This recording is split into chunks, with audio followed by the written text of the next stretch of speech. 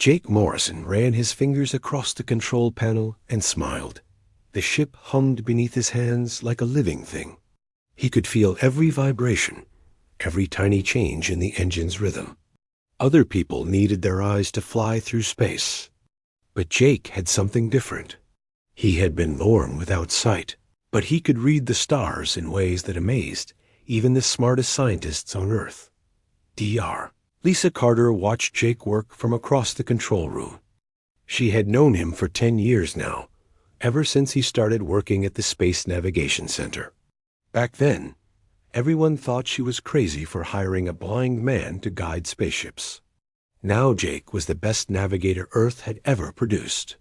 He had guided more successful deep space missions than anyone else in human history. The communication system beeped with an incoming message. Lisa walked over and activated the speaker. The voice that came through was formal and cold. "This is Admiral Vextar of the Galactic Council. We have reviewed the human application for the Stellar Academy. The candidate Jake Morrison has been rejected. A being without sight cannot possibly contribute to space exploration. This decision is final." Lisa felt her heart sink. She had spent months preparing Jake's application. The Galactic Council had finally agreed to let humans join their famous academy, and Jake was Earth's best chance to prove that humans belonged among the stars. But the alien leaders could not understand how someone who could not see could navigate. Through space. Jake turned toward the speaker, his face calm. "I expected this," he said quietly. "They think navigation is about looking at screens and reading numbers. They don't understand that space has its own voice." "This is wrong," Lisa said, her voice angry. "You've done things that their so-called experts said were impossible. Remember the Jupiter mission when all the instruments failed? You brought that crew home using nothing but the feel of gravitational fields." Jake nodded. He remembered that mission well. The ship's computer had crashed during a solar storm, leaving the crew blind and lost near Jupiter's massive gravitational field. While everyone else panicked, Jake had placed his hands on the hull and listened. He could feel the pull of Jupiter's moons, the way they tugged at the ship in different directions. Step by step, he had guided them home, using only the vibrations he felt through the metal. "The council members have never learned to feel space," Jake said. "They rely on their technology, so much that they have forgotten how to truly navigate. Their instruments are amazing, but they can't feel what I feel." Lisa knew he was right. She had watched Jake work for years. He could predict solar storms by the way the ship's hull vibrated. He could find hidden asteroids by listening to how the engine's sound changed. He navigated by harmony, by rhythm, by the secret music that flowed between the stars. Captain Ben Rodriguez entered the control room, looking worried. "I just heard about the rejection," he said. "This is political nonsense. The council is afraid that humans might show them up." Ben was part of the Earth Diplomatic Corps, the group that handled relations with alien governments. He had been pushing hard to get humans accepted into galactic society. The rejection of Jake's application was a major setback for his work. "There might be another way," Ben said slowly.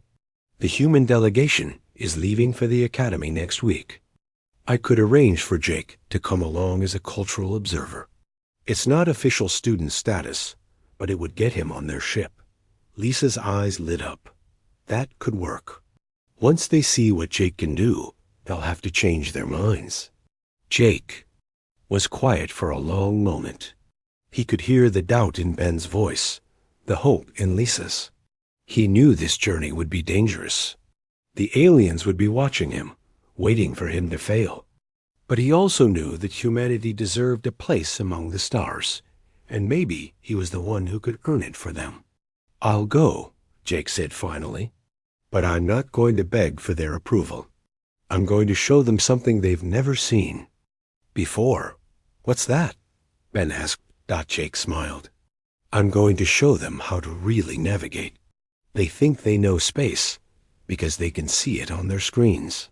But space is alive, and it speaks to those who know how to listen. I've been listening my whole life.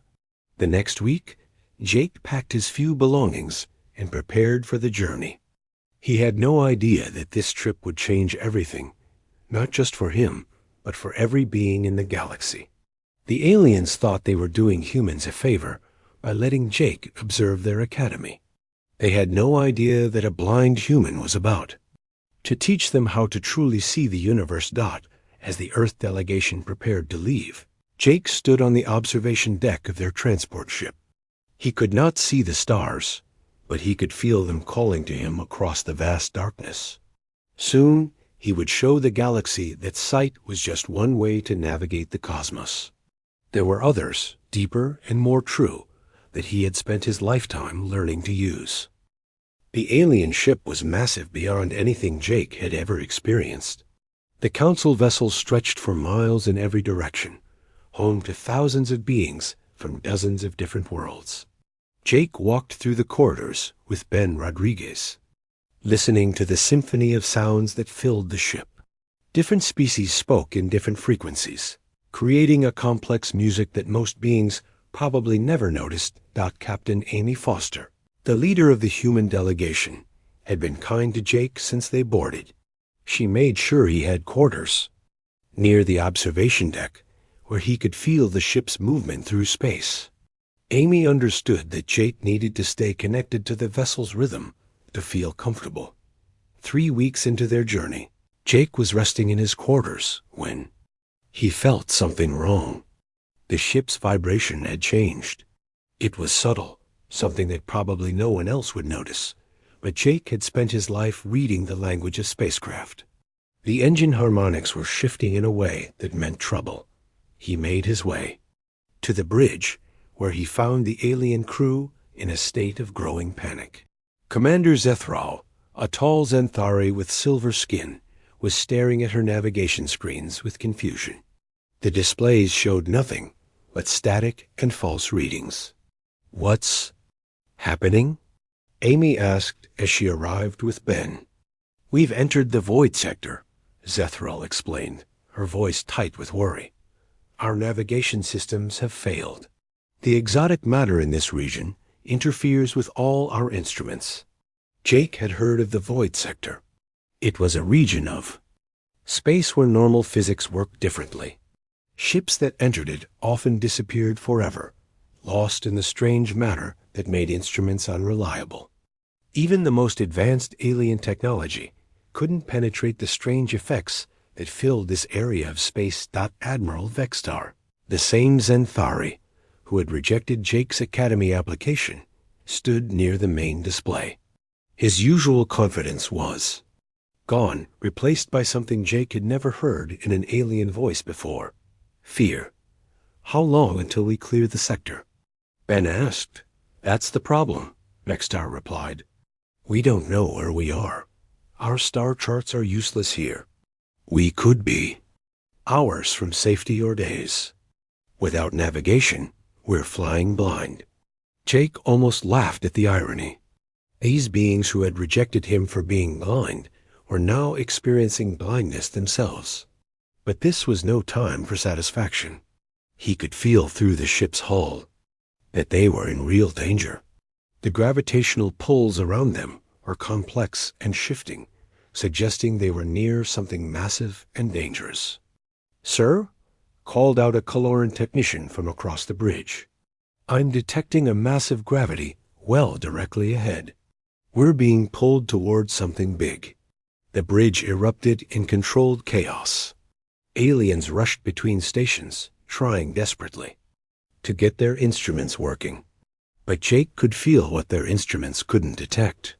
Through the vibrations in the deck, he sensed they were approaching a collapsed star, a gravitational monster that would crush their ship if they got too close. "We need to change course immediately," Vextar ordered. "All stop on main engines." "Which direction should we turn?" Zethral asked. "We can't see anything. Any course change could take us deeper into danger." Jake listened to the argument with growing concern. These beings had become so dependent on their technology that they had no backup plan when it failed. They had forgotten how to navigate by instinct, by feel, by the natural senses that every space traveler should develop. Approached Zethriel's station carefully. "Commander, may I make a suggestion?" The Zenthari turned to him with surprise. "Human Jake, this is not the time for your species' attempts at humor." "I'm not joking," Jake said calmly. "I can help you navigate through this sector." Vexstar made a sound that might have been a laugh if it wasn't so bitter. "You cannot even see our instruments. How could you possibly help when our most advanced systems have failed?" Jake placed his hand on the nearest bulkhead and closed his eyes, though the gesture was meaningless for him. He felt the ship's movement through space, the way the hull responded to gravitational forces. The collapsed star was pulling them forward, and slightly to the left. But there was something else, a different kind of pull, coming from their right side. "There's a large mass about 30 degrees to starboard," Jake said. "Probably a planet or large asteroid. The collapsed star is ahead of us, maybe 2 hours away at our current speed. But if we adjust our course 15 degrees to port and increase speed by 20%, we can use the starboard mass to slingshot away from the collapsed star." The bridge fell silent. Every alien eye was on Jake, though he couldn't see their stares. He could hear their breathing, their heartbeats, the small sounds that revealed their emotions. They were shocked, confused, and just beginning to feel something else. Hope. "How can you possibly know that?" Zethriel asked quietly. "I can feel it," Jake replied simply. "The ship tells me where we are.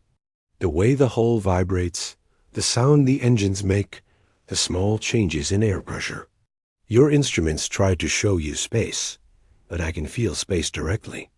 Dr. Sarah Martinez, the human physicist who had come with the delegation, stepped forward. "Commander, I've been taking readings with our portable equipment. Jake is right about the gravitational sources. There are exactly the masses he described, in exactly the positions he indicated." Amy Foster looked at the alien officers. "He's guided ships through situations like this before. If anyone can get us out of here, it's Jake." Vexstar was quiet for a long moment. Jake could hear the Admiral's internal struggle, pride fighting against necessity. Finally, the alien spoke. "Human Jake Morrison, would you be willing to guide our ship through the void sector?" Jake smiled. "I've been waiting my whole life for someone to ask me that question." Jake moved to the center of the bridge and placed both hands flat against the main navigation console. The metal was cool under his palms, but he could feel the ship's heartbeat through it.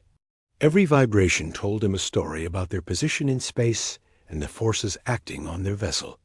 "First, we need to understand what we're dealing with," Jake said to the assembled alien crew.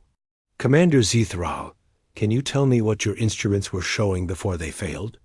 The Zenthari officer consulted her notes. "We were traveling at standard cruise speed through what appeared to be empty space. The failure happened gradually over about 10 minutes. Jake nodded. "That means the exotic matter field isn't uniform. It's getting stronger as we move deeper into the sector. The good news is that we can still escape if we act quickly." He turned toward the engine controls, guided by the sounds and vibrations he knew so well. "I need you to reduce engine power to 60% and prepare for a series of precise course corrections. How can you navigate without seeing our position?" asked Dr. Kethmer, a Mithari scientist who had been watching Jake with fascination. "Your instruments try to map space by bouncing signals off objects and measuring distances," Jake explained. "But space isn't empty. It's full of gravitational fields, magnetic currents, and energy flows that create patterns. These patterns make vibrations that travel through your ship's hull."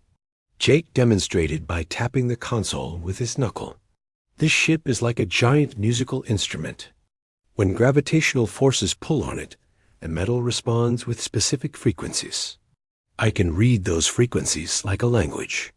He could hear the doubt in some of their voices, but Admiral Vextar surprised him by asking, "What do you need us to do?" "First, I need someone to call out our speed and direction changes as I request them. Second, I need complete silence on the bridge, except for essential communications. I have to listen carefully to guide us safely." Captain Amy Foster volunteered to be his voice to the crew. Jake appreciated having another human involved. Amy understood his methods better than the aliens could. "Beginning navigation sequence," Jake announced.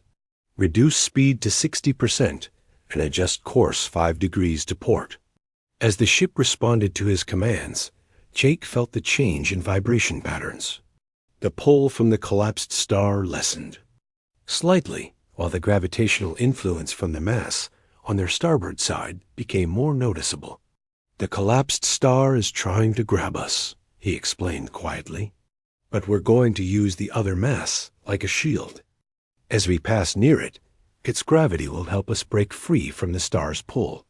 Dr. Sarah Martinez was taking constant readings with her portable instruments, confirming Jake's navigation choices. "He's exactly right," she reported to the alien. "Crew, we're following a perfect escape trajectory." 20 minutes passed intense concentration. Jake made small course corrections, reading the ship's response to each gravitational field they encountered. The aliens watched in amazement as he guided them through dangers their instruments couldn't even detect. "There's something else out there," Jake said suddenly. "Something big, about 40 degrees off our port bow. It's not showing the gravitational signature of a planet or asteroid." Zethral checked her passive sensors, a few instruments that still worked in the exotic matter field. "I'm detecting a faint energy signature in that direction. Very weak, but artificial. It's a ship," Jake realized. "A big one, and it's in trouble." The revelation sent a chill through the bridge. Another vessel was trapped in the void sector, probably with its crew, facing the same navigation crisis they had just overcome. "Can we reach them?" Amy asked. Jake listened carefully to the gravitational flows around them. The trapped ship was in a stable position for now, but it was slowly drifting toward a different danger zone. "We can reach them, but it's risky," Jake sighed. "We'd have to change course and move deeper into the sector. If I make a mistake, we could all end up trapped." Admiral Vextar was quiet for a moment. Jake could hear the Admiral's breathing, steady but tense. Finally, Vextar spoke. "The ship in distress could contain hundreds of lives. We cannot abandon them to save ourselves." Jake smiled. Despite their earlier prejudice, these aliens had honor. "Then we go after them. But I'll need everyone to trust my guidance completely. No second-guessing, no suggestions. In this place, hesitation kills." The rescue mission began immediately. Jake guided them through a complex series of maneuvers, using gravitational fields like stepping stones across a dangerous river. Each course change had to be precisely timed and executed. "The trapped ship is a Coloran science vessel," reported Dr. Kethmer, after scanning the weak signals they were receiving. "They've been trapped for 6 days." As they drew closer, Jake could feel the gravitational environment becoming more complex. The Coloran ship was caught between 3 different massive objects, creating a gravitational maze that would challenge even his abilities. "This is going to be tricky," Jake warned. "We need to approach from exactly the right angle, or we'll end up trapped with them." He spent several minutes studying the gravitational patterns through the ship's vibrations. The solution came to him like a piece of music, a harmony of forces that would let them reach the trapped vessel safely. "Beginning final approach," Jake announced. "Hold steady and prepare to extend rescue lines." As their ship moved into position beside the Coloran vessel, Jake felt a deep satisfaction. He had not only saved his own ship from the void sector, but had rescued another crew as well. The aliens who had rejected him were beginning to understand that navigation was about more than technology. It was about listening to the universe itself. The rescue of the Caloran science vessel had taken 4 hours of careful navigation. Now both ships were safely moving away from the void sector's most dangerous areas. Jake remained on the bridge, guiding their escape route, while the alien crew watched his every move with growing amazement. Commander Zethral approached Jake as he worked. "I must ask you something," she said quietly. "How did you learn to navigate this way? Surely your people have training programs for this skill." Jake paused in his work and turned toward her voice. "Actually, no. I learned by accident. When I was young, I worked on cargo ships in Earth's solar system. The other crew members thought I was useless because I couldn't read the navigation displays. So I started finding other ways to understand where we were." "Other ways?" Dr. Kethmer asked, moving closer to listen. "I learned to feel the gravitational pull of planets through the ship's hull," Jake explained. "Different planets create different vibration patterns. Mars feels sharp and quick. Jupiter feels deep and slow. Once you learn the signature of each world, you can navigate between them without ever looking at a screen." Admiral Vextar had been listening from his command station. "This is impossible," he said, but his voice lacked the certainty it had held before. "Gravitational forces are too weak to feel through a ship's hull." Jake smiled. "That's what everyone thinks. But your ship is a giant antenna for gravitational waves. Every piece of metal, every structural beam responds to the gravity fields around it. You just have to know how to listen." To demonstrate, Jake placed his hand on a support beam near the bridge's main display. "Right now, I can feel the gravitational influence of at least 6 large masses. The collapsed star we escaped from is still pulling at us, but weakly. There's a binary star system about 2 days away in the direction we're heading. And something else, something artificial." Dr. Sarah Martinez checked her readings. "He's right. Again, there's a space station exactly where he said the artificial signature would be." Engineer Tyler Brooks, who had been quiet until now, stepped forward. "Jake, would you be willing to teach us your methods? I mean, really teach us, not just demonstrate?" Jake was surprised by the request. These aliens had technology far beyond anything humans possessed, yet they wanted to learn from him. "I can try, but it takes time to develop the sensitivity you need." "We have time," Zethral said. "It will take us several more days to clear the void sector completely." Over the following days, Jake began an informal school on the bridge. He taught the alien crew members to place their hands on different parts of the ship and feel for gravitational influences. Most of them struggled at first, their minds too accustomed to relying on instruments. "You're trying too hard," Jake told a young Xanthari technician who was pressing his palms against a control panel. "Don't think about what you're supposed to feel. Just let your hands rest on the metal and notice what happens." Tyler Brooks proved to be a surprisingly good student. As the ship's engineer, he already understood how different systems created different vibrations.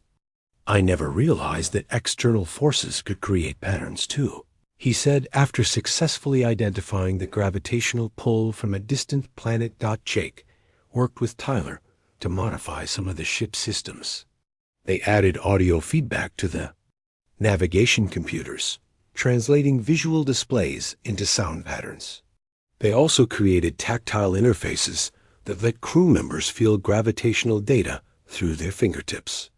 "This is remarkable," Dr. Kethmer observed as she watched Tyler work with the new interfaces. "We're creating technology that enhances natural senses instead of replacing them." Admiral Vextar remained skeptical but curious. One evening, as Jake was teaching Zethral to recognize the harmonic signatures of different stellar objects, the Admiral approached them. "I have been thinking about what you said," Vextar told Jake, "about space being alive and speaking to those who listen. My people have advanced technology, but perhaps we have lost something important in our development. Jake nodded. Every species probably has natural abilities that their technology has made them forget. Humans developed these navigation skills because our instruments were primitive. We had to find other ways to travel safely through space. What do you mean when you say space is alive? Vexstar asked. Jake considered the question carefully. Space isn't empty. It's full of energy flows, gravitational currents, magnetic fields. These forces interact with each other in complex patterns. When you learn to sense these patterns, it's like listening to a conversation between the stars. To illustrate his point, Jake guided Vexstar through an exercise. He had the Admiral place his hands on the navigation console and focus on the vibrations coming through the metal. Do you feel that steady pulse? Jake asked. That's the heartbeat of the binary star system we're approaching. Now notice the higher frequency vibration layered on top of it. That's from the rotation of a planet in that system. Vexstar was quiet for several minutes, concentrating intently. Finally, his eyes opened wide with surprise. I can feel it, he whispered. It's very faint, but I can feel the rhythm you described. Exactly, Jake said. Your people have always had this ability. You just forgot how to use it because your instruments were so advanced. The breakthrough with Admiral Vexstar changed the atmosphere on the bridge. If the proud Zenthari Admiral could learn Jake's methods, then anyone could. Soon, crew members from all the different alien species were practicing the new navigation techniques. Captain Amy Foster watched the transformation with amazement. Jake, do you realize what you've done? You've started a revolution in how these people think about space travel. Jake listened to the sounds around him. Alien voices discussing gravitational harmonics, the hum of modified instruments that combined technology with natural senses, the excited conversations of beings discovering abilities they never knew they possessed. I think, Jake said quietly, this is just the beginning. The news of Jake's navigation breakthrough had spread throughout the massive council ship by the time they reached the Stellar Academy. Word traveled even faster once they docked at the Academy's main station. Within hours, beings from dozens of different species were requesting demonstrations of the humans' unusual methods. Professor Mia Collins from the Academy's navigation department was among the first to meet with Jake. She was a Mithari with 4 arms and an analytical mind that reminded Jake of Dr. Lisa Carter back on Earth. Like Lisa, Professor Collins seemed to understand immediately that Jake's abilities represented something revolutionary. We have studied navigation for thousands of years, Professor Collins told Jake as they walked through the Academy's main corridor. But we have always focused on improving our instruments. No one has ever suggested that the navigator's own senses could be enhanced. Jake listened to the sounds around him as they walked. The Academy was enormous, filled with the voices of students from across the galaxy. He could hear at least 20 different languages being spoken, each with its own rhythm and music. The funny thing is, I'm not doing anything supernatural, Jake explained. I'm just using senses that everyone has. Your people could probably develop these abilities even better than humans can, once you learn what to look for. They entered a large lecture hall where nearly 100 alien students had gathered to hear Jake speak. He had never addressed such a large audience before, and certainly never one filled with beings from so many different worlds. Captain Noah Davis, the leader of the human diplomatic mission, introduced Jake to the crowd. Ladies, gentlemen, and honored beings of all species, I present Jake Morrison, the navigator who guided us safely through the void sector using methods that your instructors will want to study for years to come. Jake stepped forward to address the audience.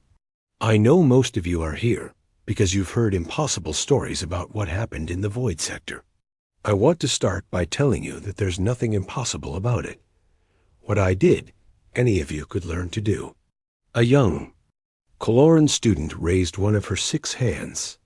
But how can you navigate without seeing the stars?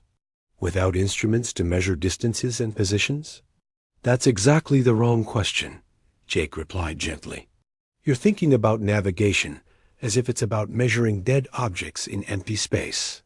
But space isn't empty, and the objects in it aren't dead. Everything in the universe is connected by forces that you can learn to feel. He spent the next hour demonstrating his techniques, with the help of Tyler Brooks, who had become quite skilled. With the modified instruments they had developed, Jake showed the students how to translate gravitational data into sound and touch. Listen to this, Jake said as Tyler activated the audio display. The room filled with a complex symphony of tones, each representing a different gravitational source around the Academy's position. The deep bass note is from the star this system. Orbits, Jake explained. The higher tones are from the planets. That rapid clicking sound is from the asteroid belt. Once you learn to read this music, you can navigate through any system, even if all your visual displays fail. Dr. Kate Young, the human physicist who had been documenting everything, approached the demonstration area. What Jake is showing you represents a fundamental change in how we think about the relationship between navigator and spacecraft. Instead of using the ship as a platform for instruments, he uses the ship itself as an instrument. The questions came rapidly after that.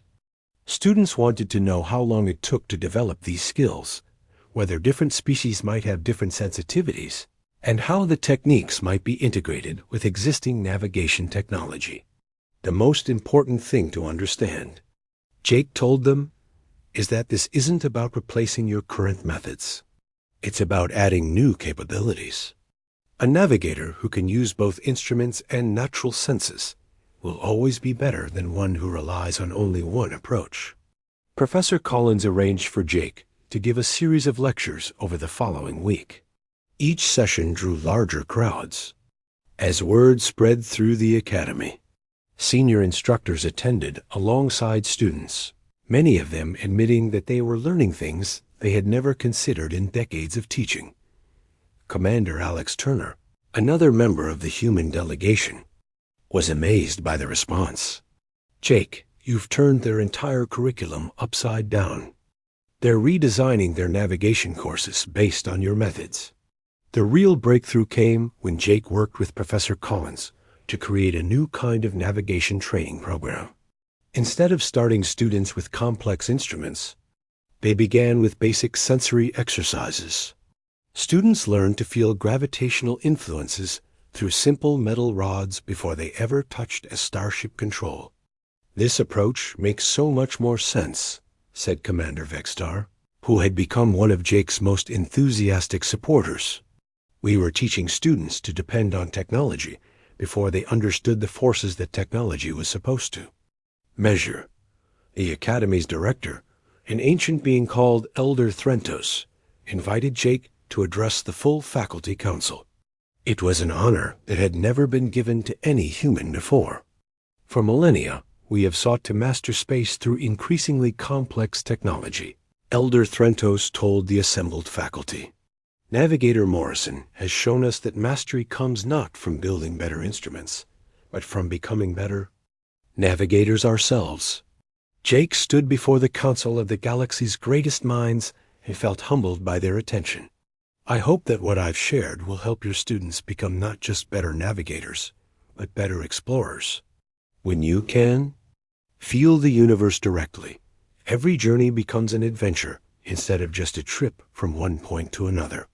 Dr. Sarah Martinez, who had been working with the Academy's research department, announced that they were establishing a new institute for intuitive navigation. Jake would be invited to serve as its first director, making him the highest ranking human in galactic academic history. The universe is vast and full of wonders, Jake told the council in his acceptance speech. But the greatest wonder is that thinking beings can learn to hear its voice and understand its songs. That's what navigation really is, learning to dance with the cosmos itself. As he spoke, Jake realized that his journey was far from over. He had come to the academy as a rejected applicant, but he was leaving as a teacher who would help shape how the galaxy explored space for generations to come. 1 year after Jake Morrison first set foot on the Stellar Academy, the galaxy looked very different. Ships that had once been trapped by instrument failures now carried navigators trained in his intuitive methods. The dreaded Void Sector had become a regular shipping route with specially trained Harmony navigators, guiding vessels safely through its exotic matter fields. Jake stood in his office at the Morrison Institute for Intuitive Navigation, listening to the sounds of construction. Outside his window, the Academy was building a new wing dedicated entirely to sensory navigation techniques. Students from every known species were arriving to study methods that had been unimaginable just months before. Dr. Kate Young knocked on his door and entered with her latest research report. "The results are even better than we hoped," she told him excitedly. "Navigation accidents are down 70% across all participating worlds. Ships are reaching destinations faster and using less fuel because they can feel the most efficient gravitational paths." Jake smiled as he listened to her enthusiasm. Kate had become one of the Institute's most important researchers, documenting how different species adapted to intuitive navigation techniques. Her work showed that Mythari had exceptional sensitivity to magnetic fields, while Coloran could detect gravitational waves that other species missed entirely. "Have you heard from the deep space exploration teams?" Jake asked. "That's the most exciting news of all," Kate replied. "Commander Alex Turner just reported from the Andromeda mission. They've penetrated deeper into unknown space than any previous expedition. The Harmony navigators are finding safe passages through regions that instruments alone could never map. The success of these long-range missions had transformed the galaxy's approach to exploration. Instead of sending heavily armed ships that tried to force their way through dangerous space, the new expeditions used small, agile vessels guided by navigators who could feel their way through cosmic hazards. Professor Mia Collins entered the office, carrying a data pad full of student evaluations. "Jake, you should see these results. Students who learn intuitive navigation first are performing 50% better on their traditional instrument training. They understand what the instruments are measuring because they can feel it directly." Jake had expected this result. When navigators developed their natural senses first, technology became a tool to enhance their abilities rather than a crutch to replace them. The combination of human intuition and alien technology was proving more powerful than either approach alone. Captain Noah Davis called from the Academy's main administration building. "Jake, I have news from Earth. The Council has formally recognized humanity as a major contributor to galactic civilization. They're offering us full membership status, with Earth becoming the galaxy's official center for navigation research." The recognition meant more to Jake than any personal honor could. Humanity had earned its place among the stars, not through conquest or advanced technology, but by sharing knowledge that helped everyone travel more safely through space. "There's something else," Noah continued. "Admiral Vexstar wants to speak with you. He's in the main conference room." Jake made his way to the conference room, where he found the Zenthari Admiral waiting with several other senior council members. Vexstar's attitude had changed completely since their first meeting. Where once there had been dismissal and prejudice, now there was respect and genuine friendship. "Navigator Morrison," Vexstar said formally, "the Galactic Council has decided to award you the Star Navigator's crown, the highest honor we can bestow upon any being involved in space exploration." Jake felt overwhelmed by the magnitude of the honor. The Star Navigator's crown had been given to only 12 beings in galactic history, each of whom had made contributions that advanced space travel for all species. "I'm honored," Jake replied, quietly, "but this achievement belongs to all the students and teachers who helped develop these methods, and to my colleagues from Earth who supported me when others thought I was impossible. Elder Threntos, the Academy's ancient director, stepped forward. That humility is precisely why you deserve this recognition. You have shown the galaxy that true wisdom comes not from complexity, but from understanding the simple connections that bind all things together. The ceremony took place in the Academy's Great Hall, with representatives from every member species in attendance. Jake listened to the speeches in dozens of languages, each expressing gratitude for the revolution he had started in space navigation. When it came time for his own speech, Jake stood before the assembled beings and thought about the journey that had brought him to this moment. A year ago, he had been a rejected applicant, dismissed because of his blindness. Now he was being honored as one of the galaxy's greatest navigators. When I was young, Jake began, people told me that my blindness was a limitation that would prevent me from exploring space. They were wrong, but not in the way they expected. My blindness didn't limit me. It taught me to find new ways of seeing. He paused, listening to the absolute silence in the Great Hall. Every being here tonight has limitations of some kind. Physical, technological, or cultural barriers that seem to prevent us from achieving our dreams.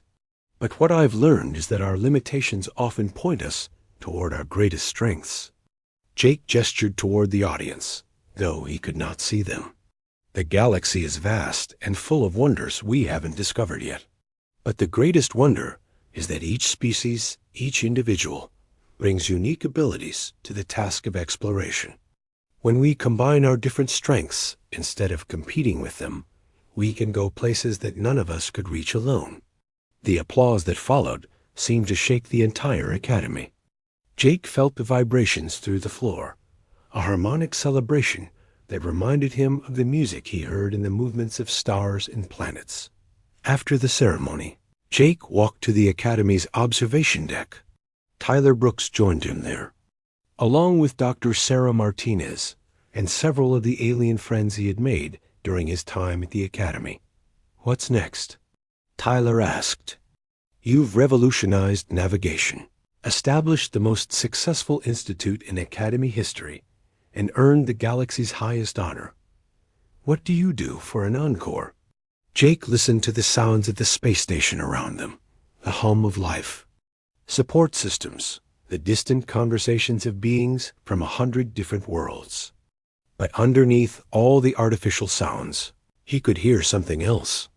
The deep music of space itself, the gravitational songs of distant stars, calling to explorers who knew how to listen. "There are still places we haven't been," Jake said with a smile. "Regions of space where even intuitive navigation will be challenged. And there are probably species out there who have developed senses we haven't imagined yet.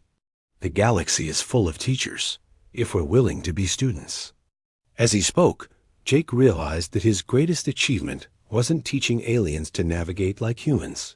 It was showing the entire galaxy that every being had something valuable to contribute to the great adventure of exploration. He had taught them to see not with their eyes, but with their hearts, their minds, and their willingness to learn from each other. The stars sang their ancient songs, and Jake Morrison, the blind human who had taught the galaxy to see, listened with joy to the music that would guide them all toward tomorrow's discoveries.